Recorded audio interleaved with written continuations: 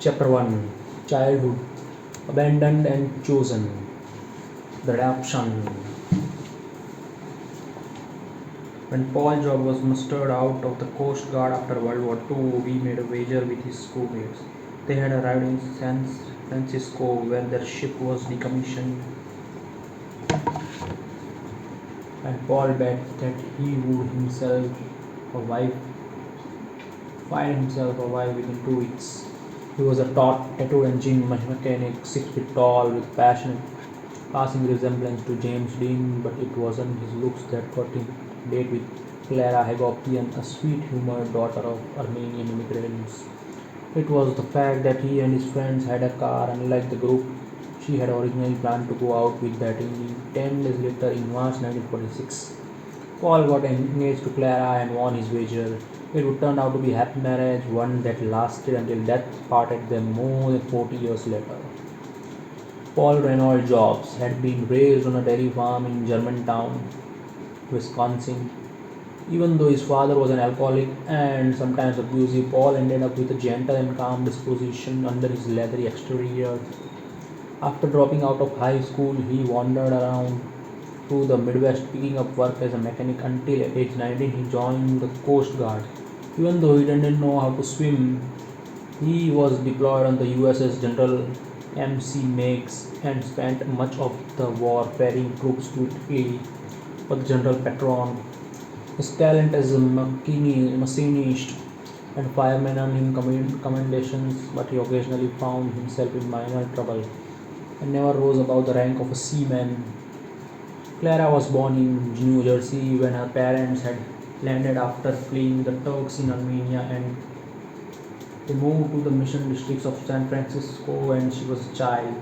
She had a secret that she rarely mentioned to anyone. She had been married before, but her husband had been killed in the war, so when she met Paul Jobs on the first date, she was trying to start a new life. Like many who lived through the war, they had experienced enough excitement that when it was over, they desired simply to settle down, raise a family, and lead a less eventful life. They had little money, so they moved to Wisconsin and lived with Paul's parents for a few years.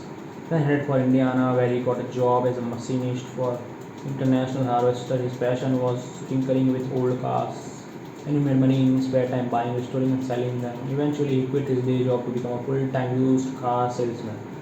Clara, however, loved San Francisco, and in 1952, she convinced her husband to move back there.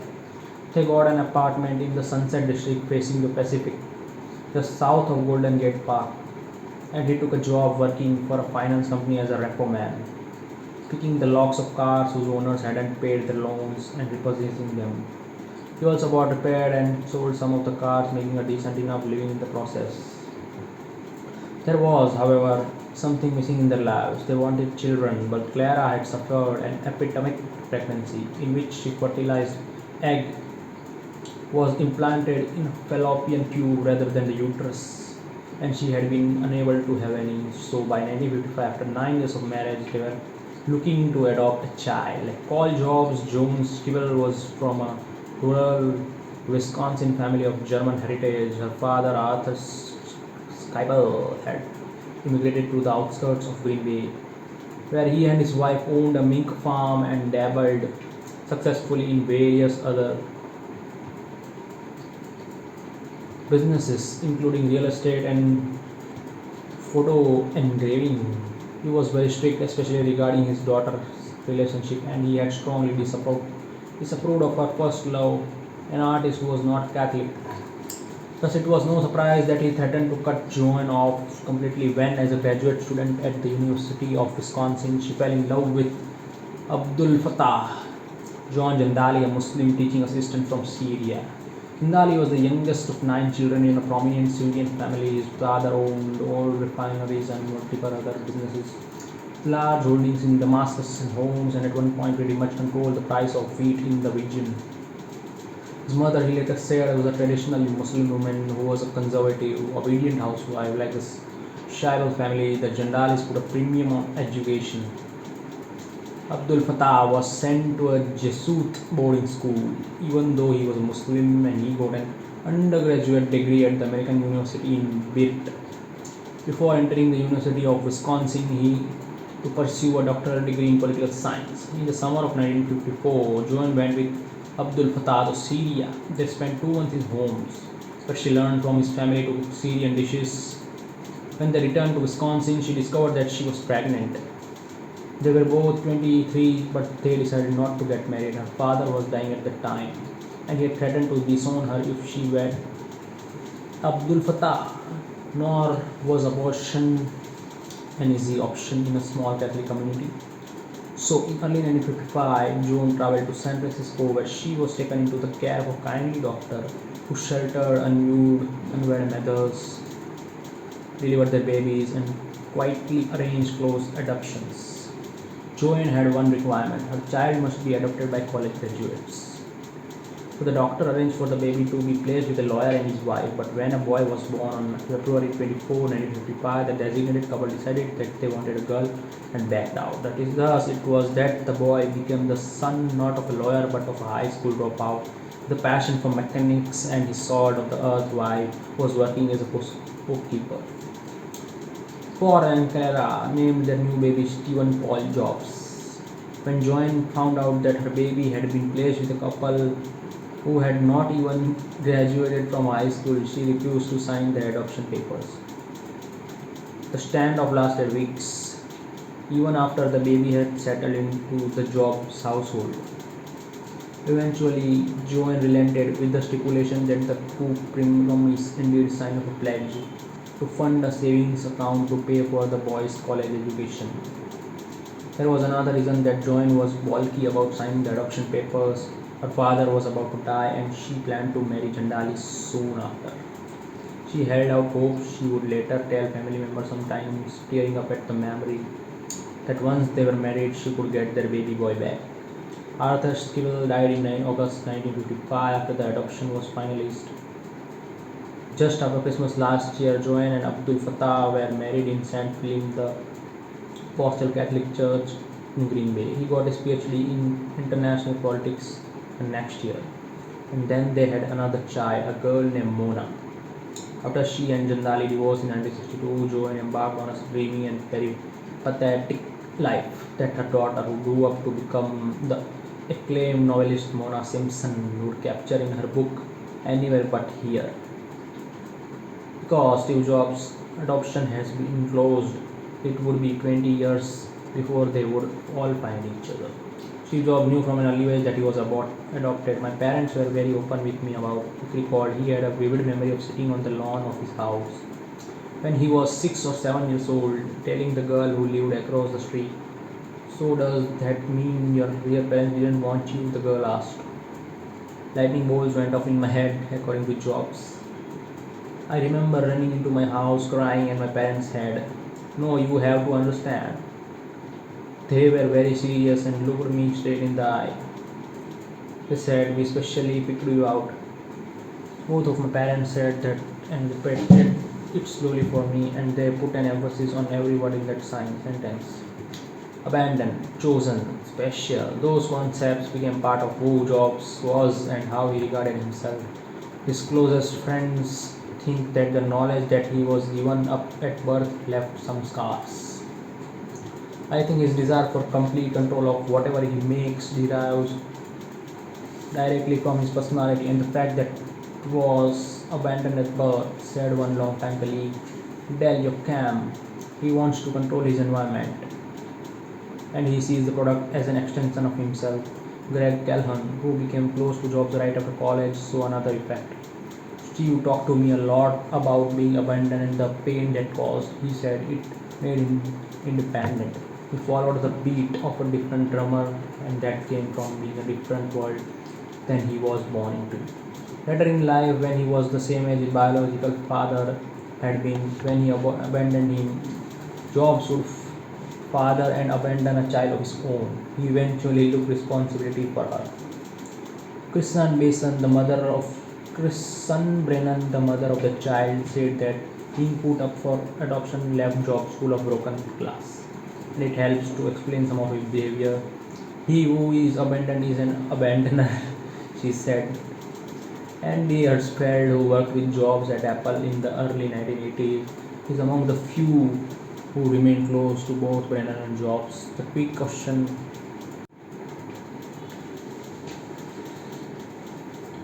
he who is abandoned is an abandoner, she said. Andy Hertzfeld, who worked with Jobs at Apple in the early 1980s, is among the few who remain close to both Brennan and Jobs. The key question about Steve is why he can't control himself at times from being so reflexively cruel and harmful to some people, he said.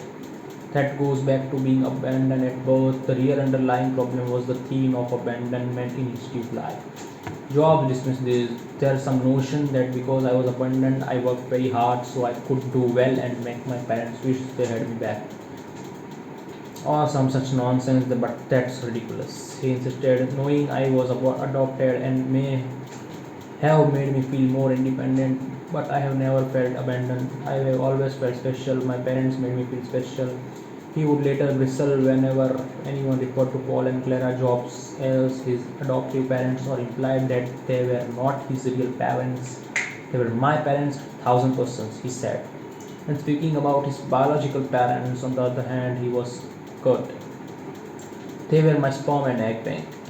That's not harsh, it is the way it was. Sperm bank thing, nothing more.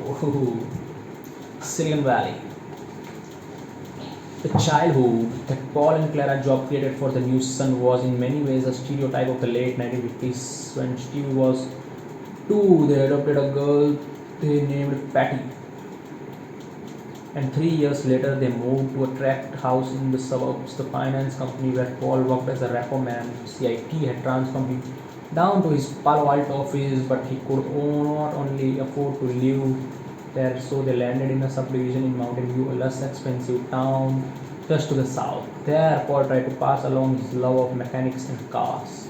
Steve, this is your workbench now, he said as he marked off a section of the table in the garage. Jobs remembered being impressed by his father's focus on craftsmanship. I thought my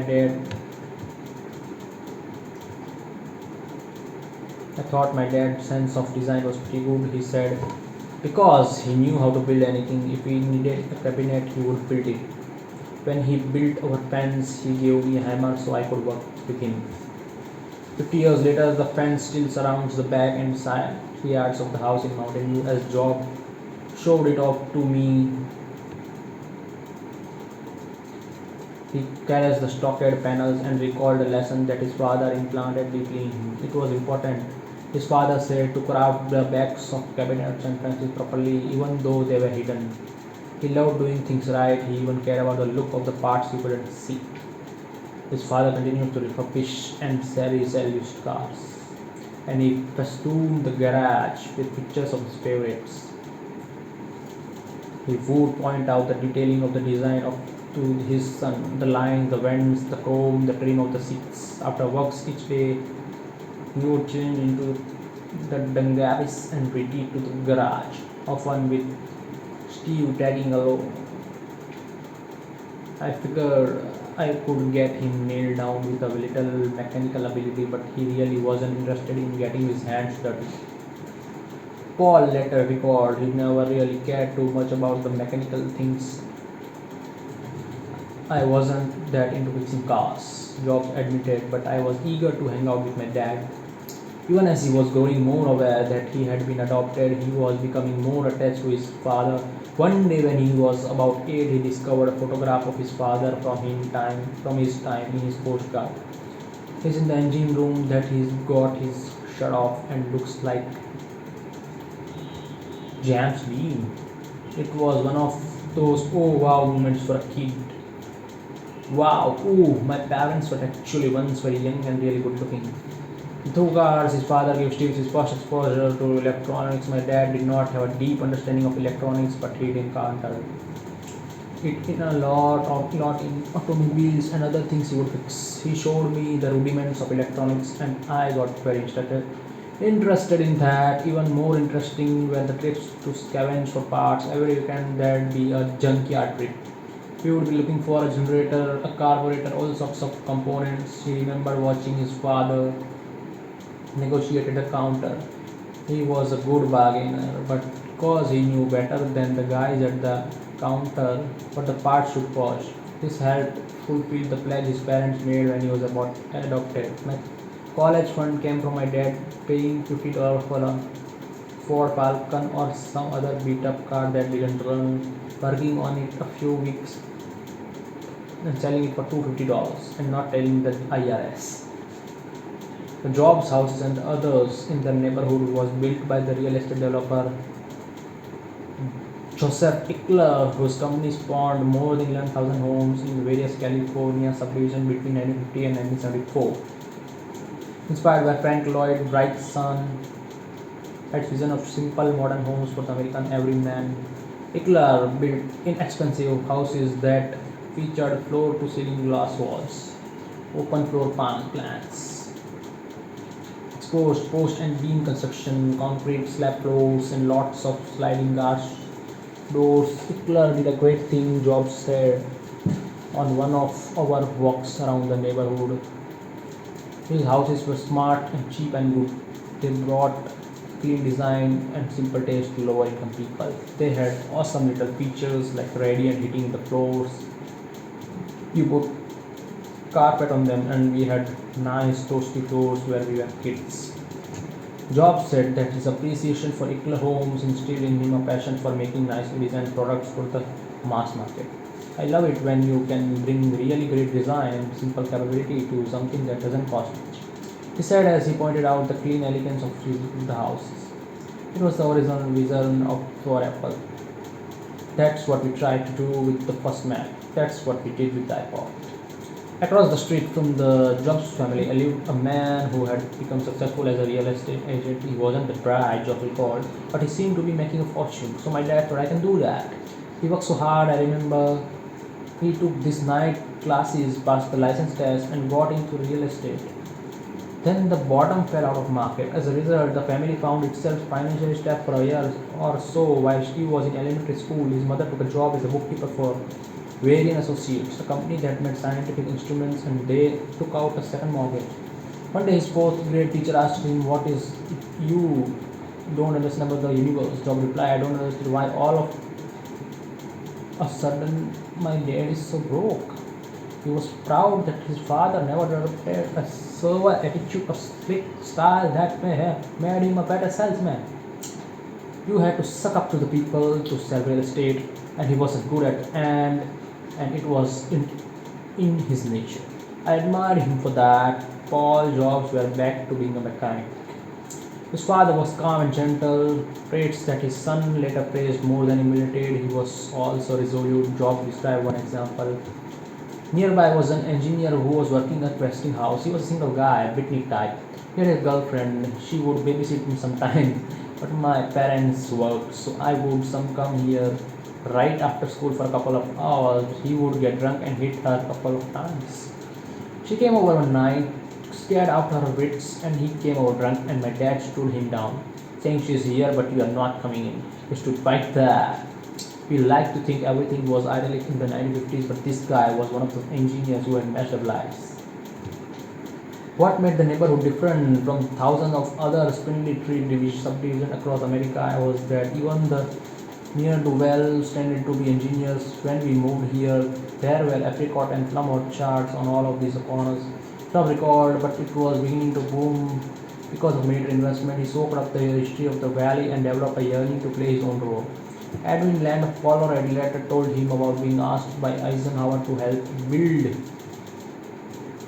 the U-2 spy plane cameras to see what for him, to see how the real Soviet threat was. The film was dropped in canisters and returned to the NASA IMS Research Center in Sunnyvale, not far from where Jobs lived. The first computer terminal I ever saw was when my dad brought me to the MS Center. He said, I felt totally in love with it. Other defense contractors sprouted nearby during the 1950s.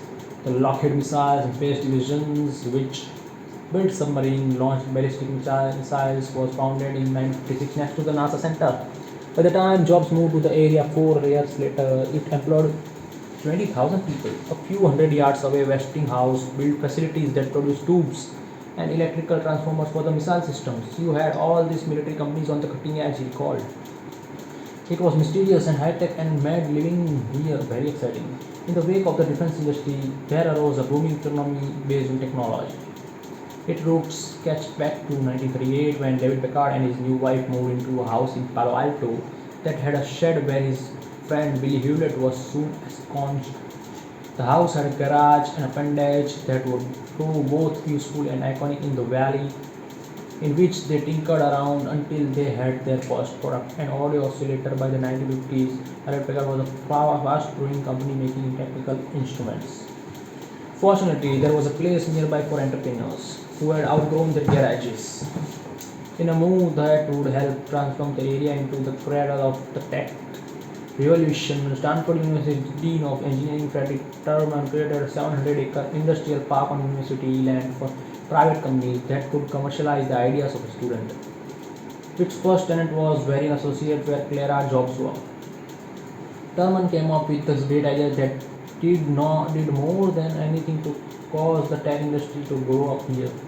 Jobs said by the time Jobs was 10, HP had 9,000 employees and was a blue chip company where every engineer seeking financial stability wanted to work for him. The most important technology for the region's growth was, of course, the semiconductor. William Shockley, who had been one of the investors of the transistor at Bell Labs in New Jersey, moved out to Mountain View and in 1956 started a company to build transistors using silicon rather than the most expensive germanium that was then commonly used. But Stockley became increasingly erratic and abandoned his silicon transistor project, which led 8 of his engineers, most notably Robert Noyce and Gordon Murray, to break away to form Fairchild Semiconductor. That company grew to 12,000 employees, but it fragmented in 1968 when Noyce lost the power struggle to become a CEO. He took Gordon Murray and founded a company that they called Integrated Electronics Corporation, which they soon smartly abbreviated to Intel. Their third employee was Andrew Grove, who later would grow the company by shifting its focus from memory chips to microprocessors. Within a few years, there would be more than 50 companies in the area making semiconductors. The exponential growth of this industry was correlated with the phenomenon famously discovered by Murray, who in 1965 drew a graph of the speed of integrated circuits based on the number of transistors that could be placed on a chip and showed that it doubled about every 2 years, a trajectory that could be expected to continue. This was reaffirmed in 1971 when Intel was able to etch a complete central processing unit into one chip, the Intel 4004, which was dubbed a microprocessor. Moore's law has held generally true to this day, and its reliable projection of performance to price allowed 2 generations of young entrepreneurs, including Steve Jobs and Bill Gates, to create cost projections for their forward-leaning projects. The chip industry gave the region a new name when Don Hoffler, a columnist for the weekly trade paper Electronic News, began a series in January 1971 entitled Silicon Valley, USA, the 40-mile Santa Clara Valley, which stretches from the South San Francisco through Palo Alto to San Jose, has as its commercial backbone El Camino Real, the royal road that once connected California's 21 mission churches and is now a bustling avenue that connects companies and startups, accounting for a third of the venture capital investment in the United States each year. Growing up, I got inspired by the history of the place, Jobs said. That made me want to be part of it. Like most kids, he became infused with the passions of the grown-ups around him. Most of the dads in the neighborhood did really neat stuff like photovoltaics and batteries and radar. Jobs recalled it. I grew up in awe of that stuff and asking people about it. The most important of these neighbors, Larry Lang, lived 7 doors away. He was my model of what an HP engineer was supposed to be. A big ham radio operator, hardcore electronics guy, Job recalled. He would bring me stuff to play with as we walked up to Lang's old house. Jobs pointed to the driveway. He took a carbon microphone and a battery and a speaker and he put it on the driveway. He had me talk into the carbon mic and amplified out of the speaker. Jobs had been taught by his father that microphones always required an electronic amplifier. So I raced home and I told my dad that he was wrong. No, it needs an amplifier, his father assured him. When Steve protested otherwise, his father said he was crazy. It can't work without an amplifier, that's some trick. I kept saying no to my dad, telling him he had to see it, and finally he actually walked down with me and saw it, and he said, well, it will be a bat out of a hell. Jobs recalled the incident vividly because it was his first realization that his father did not know anything, everything. Then a more disconcerting discovery began to dawn on him. He was smarter than his parents. He had always admired his father's competence and savvy. He was not an educated man, but I had always thought he was pretty damn smart.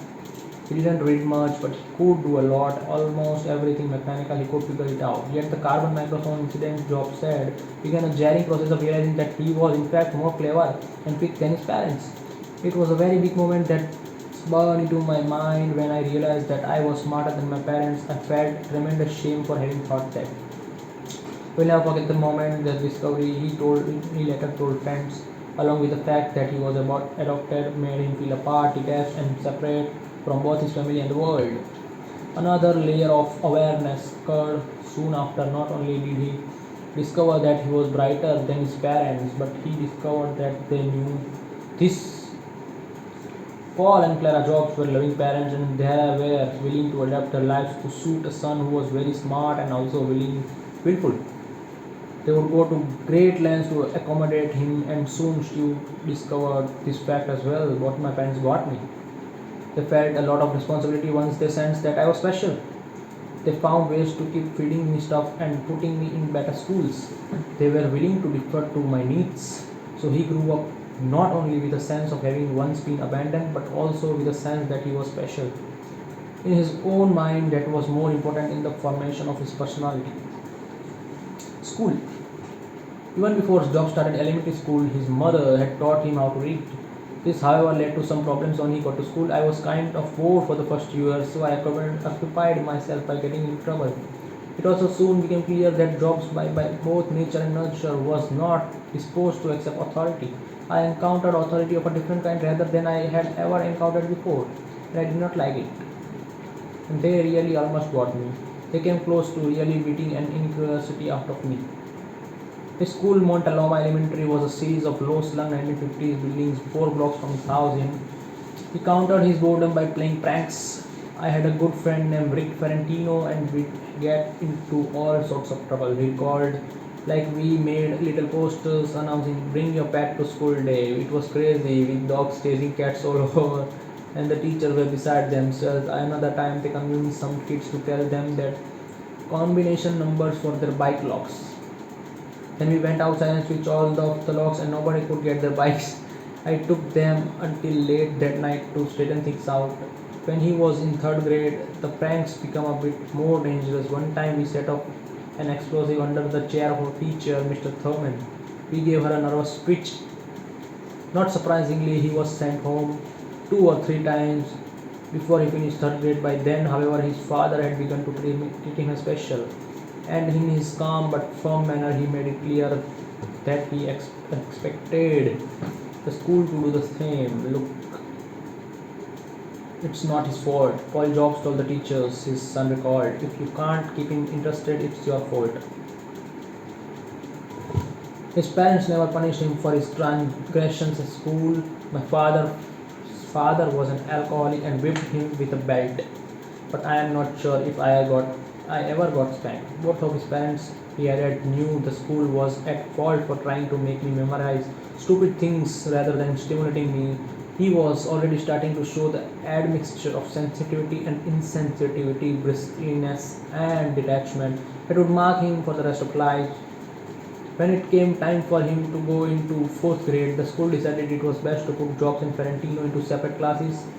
The teacher for the advanced class was a spunky woman named Imogen Hill, known as Teddy, and Jobs said, one of my saints of my life.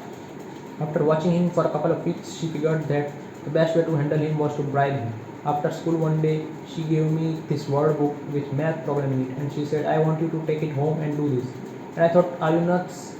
And then she pulled out one of these giant lollipops that seemed as big as the world, and she said, when you are done with it, If you get it mostly right, I will give you this and $5. And I handed it back within 2 days.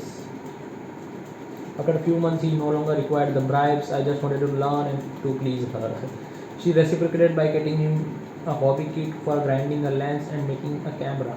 I learned more from her than any other teacher, and if it hadn't been for her, I am sure I would have gone to jail. It reinforced once again the idea that he was special. In my class, it was just me she cared about. She saw something in me. It was not merely intelligence that she saw. Years later, she liked to show off a picture of that year's class on Hawaii Day. Jobs had shown up without the suggested Hawaiian shirt, but in the picture he is front and center wearing one. He had literally been able to talk the shirt off another skills back. Talk the shirts off. Near the end of 4th grade, Mrs. Hill had jobs tested. I scored at the high school sophomore level. Recalled now that it was clear not only to himself and his father but also to his teacher that he was intellectually special. The school made the remarkable proposal that he skip 2 grades and go right into 7. It would be the easiest way to keep him challenged and stimulated. His parents decided more simply to have him skip only 1 grade.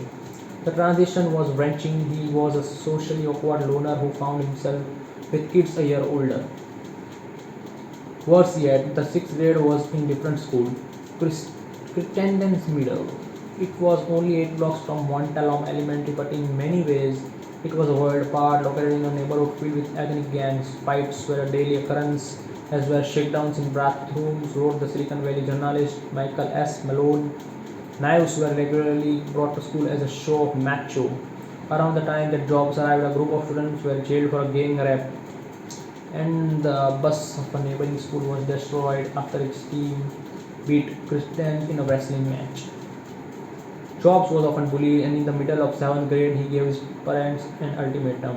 I insisted they put me in a different school, he recalled. Financially, this was a tough demand. His parents were barely making ends meet, but by this point, there was little doubt that they would eventually bend to his will. When they resisted, I told them I would just quit going to school if I had to go back to Crittenden.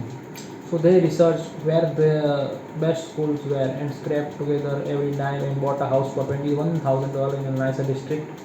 The move was only 3 miles to the south to a former apricot orchard in Los Altos that had been turned into a subdivision of cookie-cutter tract homes. Their house at 2066 Christ Drive was 1 story with 3 bedrooms and all-important attached garage with a roll-down door facing the street. There, Paul Jobs could tinker with cars and his son with electronics. Its other significant attribute was that it was just over the line inside what then the Cupertino Sunnyvale School District, one of the safest and best in the valley. When I moved her here, these corners were still orchards, Jobs pointed out as we walked in front of his old house. The guy who lived right there taught me how to be a good organic gardener and to compost. He grew everything to perfection. I never had better food in my life. That's when I began to appreciate organic fruits and vegetables. Even though they were not fervent about their faith, Job's parents wanted him to give a religious upbringing, so they took him in the Lutheran church most Sundays. That came to an end when he was 13. In July 1968, Life magazine published a shocking cover showing a pair of starving children in Biafra. Jobs took it to Sunday school and confronted the church pastor. If I raise my finger, will God know which one I am going to raise even before I do it? The pastor answered, yes, God knows everything. Jobs then pulled out the life cover and asked, well, does God know about this and what's going to happen to those children? Steve, I know you didn't understand, but yes, God knows about that. Jobs announced that he didn't want to have anything to do with worshipping such a God, and he never went back to church. He did, however, spend many years studying and trying to practice the tenets of Zen Buddhism. Reflecting years later on his spiritual feelings, he said that religion was at its best when it emphasized spiritual experience rather than received dogma. The juice goes out of Christianity when it becomes too based on faith rather than on living like Jesus or seeing the world as Jesus saw it. He told me, I think different religions are different doors to the same house. Sometimes I think the house exists and sometimes I doubt it's a great mystery. Paul Jobs was then working at Spectra Physics, a company in nearby Santa Clara that made lasers for electronics and medical products. As a machinist, he crafted the prototypes of products that the engineers were devising. His son was fascinated by the need for perfection. Lasers require precision alignment, Jobs said. The really sophisticated ones for airborne applications or medical had very precise features. They would tell my dad something like this is what we want and we want it out of one piece of metal so that the coefficients of expansions are all the same, and he had to figure out how to do it. Most pieces had to be made from scratch, which meant that Paul had to create custom tools and dies. His son was impressed, but he rarely went to the machine shop. It would have been fun if he had forgotten to teach me how to use a mill and lathe. But unfortunately, I never went because I was more interested in electronics. One summer, Paul took Steve to Wisconsin to visit the family's dairy farm. Rural life did not appeal to Steve, but one image stuck with him. He saw a calf being born, and he was amazed when the tiny animal struggled up within minutes and began to walk. It was not something she had learned, but it was instinctively hardwired into her. A human baby couldn't do that. I found it remarkable, even though no one else did. He put it in hardware software terms. It was as if something in the animal's body and in its brain had been engineered to work together instantly rather than being learned. In ninth grade, Jobs went to Homestead High, which had a sprawling campus of two-story cinder block buildings painted pink that served 2,000 students. It was designed by a famous prison architect, Jobs recalled. They wanted to make it indestructible. Indestructible. He had developed a love of walking and he walked the 15 blocks to school by himself each day. He had few friends his own age, but he got to know some seniors who were immersed in the counterculture of the late 1960s. It was a time when the geek and hippie worlds were beginning to show some overlap. My friends were the really smart kids, he said. I was interested in math and science and electronics. They were too, and also into LSD and the whole counterculture trip. His pranks by then typically involved electronics. At one point, he wired his house with speakers. But since speakers can also be used as microphones, he built a control room in his closet where he could listen in on what was happening into the rooms. One night, when he had his headphones on and was listening to singing in one of his parents' bedroom, his father caught him and angrily demanded that he dismantle the system. He spent many evenings visiting the garage of Larry Lang, the engineer who lived down the street from his old house. Lang eventually gave Jobs the carbon microphone that had fascinated him. He turned him on to hit kits, those assemble-it-yourself kits for making ham radios and other electronic gear that were beloved by the soldering back then. Heat kits came with all the boards and parts color-coded, but the manual also explained the theory of how it operated, Jobs recalled. It made you realize you could build and understand anything. Once you built a couple of radios, you would see a TV in the catalog and say, I can build that as well. Even if you didn't, it was very lucky. I was very lucky because when I was a kid, both my dad and the hip kids made me believe I could build anything. Lang also got him into the Hewlett Packard Explorers Club, a group of 15 or so students who met in the company cafeteria on Tuesday nights. They would get an engineer from one of the labs to come and talk about what he was working on. Jobs recalled, my dad would drive me there. I was in heaven. HP was a pioneer of light emitting diodes, so we talked about what to do with them because his father now worked for a laser company. That topic particularly interested him. One night he concerned one of HP's laser engineers after a talk and got a tour of the holography lab, but the most lasting impression came from the seeing the small computers the company was developing. I saw my first desktop computer there. It was called the 9100A, and it was a glorified calculator, but also really the first desktop computer. It was huge, maybe 40 pounds, but it was the beauty of the thing. I fell in love with it. The kids in the Explorer Club were encouraged to do the projects, and Jobs decided to build a frequency counter which measures the number of pulses per second in an electronic signal. He needed some parts that HP made, so he picked up the phone and called the CEO. Back then, the people didn't have unlisted numbers, so I looked up Bill Hewlett in Palo Alto and called him at home. And he answered and chatted with me for 20 minutes. He got me the parts, but he also got me a job in the plant where they made a frequency counters. Jobs worked there the summer after his freshman year at Homestead High. My dad would drive me in the morning and pick me up in the evening. His work mainly consisted of just putting nuts and bolts on things on an assembly line. There were some resentment among his fellow line workers toward the pushy kid who had talked his way in by calling the CEO. I remember telling one of the supervisors, I love this stuff, and then I asked him what he liked to do best. And he said, to fuck. Jobs had an easier time ingratiating himself with the engineer who worked on one floor above. They served donuts and coffee every morning at 10, so I'd go upstairs and hang out with them. Jobs like to work. He also had a newspaper route. His father would drive him when it was raining, and during his sophomore year, spent weekends and the summer as a stock clerk at a cavernous electric store. Eltrack. It was to electronics what his father's junkyard were to auto parts, a scavenger's paradise sprawling over an entire city of block with new, used, salvaged, and surplus components crammed onto warrens of shelves, dumped unsorted into bins and piled into an outdoor yard. Out in the back near the bay, they had a fenced-in area with things like Polaris submarine interiors that had been ripped and sold for salvage. Recalled. All the controls and buttons were right there. The colors were military greens and greys, but they had these switches and bulb covers of amber and red. There were these big old lever switches that, when you flipped them, it was awesome, like you were blowing up Chicago.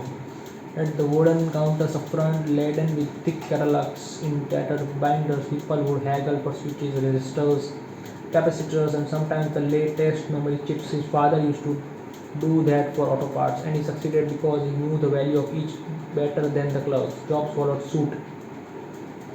He developed a knowledge of electronic parts that was honed by his love of negotiating and turning a profit.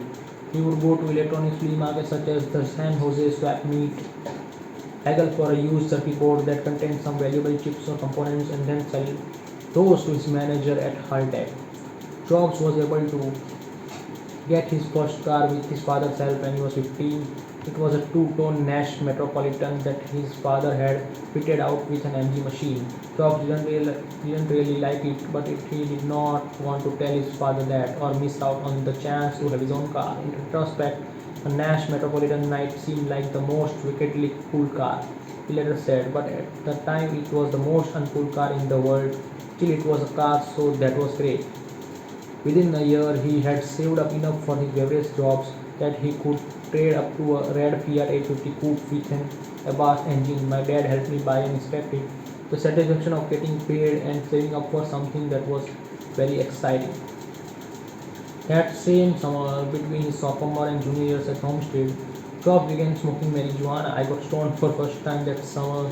I was 15 and then began using pot regularly. At one point, his father found some dope in his son's Fiat. "What's this?" he asked. Job coolly replied, "That's marijuana." It was one of the few times in his life that he faced his father's anger. "That was the only real fight I ever got in with my dad," he said. But his father again bent to his will. He wanted me to promise that I would never use pot again, but I wouldn't promise. In fact, by his senior year, he was also dabbling in LSD and hash as well as exploring the mind-bending effects of sleep deprivation. I was starting to get stoned a bit more. We would also drop acid occasionally, usually in fields or in cars. He also flowered intellectually during his last 2 years in high school and found himself at the intersection, as he had begun to see it, of those who were geekily immersed in electronics and those who were into literature and creative endeavors. I started to listen to music whole lot, and I started to read more outside of just science and technology. Shakespeare, Plato. I loved King Lear. His other favorites included Moby Dick and the poems of Dylan Thomas. I asked him why he related to King Lear. and Captain Hayab, two of the most willful and driven characters in literature, but he didn't respond to the connection I was making, so I let it drop. When I was a senior, I had this phenomenal AP English class. The teacher was this guy who looked like Ernest Hemingway. He took a bunch of us snow throwing in Yosemite. One course that jobs took would become part of Silicon Valley lore. The electronic class taught by John McCallum, a former Navy pilot who had a showman's flair for exciting his students with such tricks as firing up a Tesla coil. His little stockroom, to which he would lend the key to pet students, was crammed with transistors and other components he had scored. McCallum's classroom was in a shed-like building on the edge of the campus, next to the parking lot. This is where it was, Job recalled as he peered in the window, and here, next door, is where the auto shop class used to be. The juxtaposition highlighted the shift from the interests of his father's generation. Mr. McCallum felt that electronic class was the new auto shop. McCallum believed in military discipline and respect for authority. Jobs didn't. His aversion to authority was somehow something he no longer tried to hide, and he affected an attitude that combined wiry and weird intensity with aloof rebelliousness. McCallum later said he was usually off in a corner doing something on his own and really didn't want to have much of anything to do with either me or the rest of the class. He never trusted Jobs with the key to the stockroom. One day Jobs needed a part that was not available, so he made a collect call to the manufacturer Burroughs in Detroit and said he was designing a new product and wanted to test out the part. It arrived by air freight a few days later. When McCallum asked how he had gotten it, Job described with defined pride the collect call and the tale he told. I was furious, McCallum said. That was not the way I wanted my students to behave. Job's response was, I don't have the money for the phone call. They have got plenty of money.